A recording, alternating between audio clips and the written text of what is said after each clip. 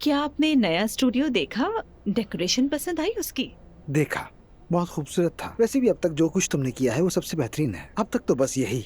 शुक्रिया आपका। आसली ने तुम्हें नहीं बताया क्या? कि तुम्हारा प्रमोशन हो गया है? मेरा? हाँ हाँ, तुम्हारा। तुम्हें एक चीफ असिस्टेंट के ओहदे पर तरक्की दी गई है, इसलिए तुम्हारी तनख्वाह, इख्तियार और जिम्मेदारियां बढ़ गई हैं।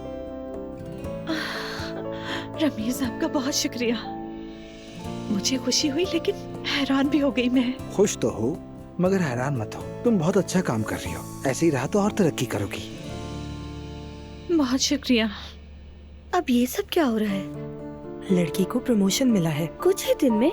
वाह क्या बात है भाई। हाँ, पता है ना किस तरह मिला होगा। ओह हाँ, लेकिन ये तो शादीशुदा है। तो क्या हुआ? हम कितने सालों से यहाँ हैं, लेकिन अब तक प्रमोशन नहीं मिला। हाँ ये तो है, हम इसकी तरह नहीं है ना, इसीलिए। अजीब बात है।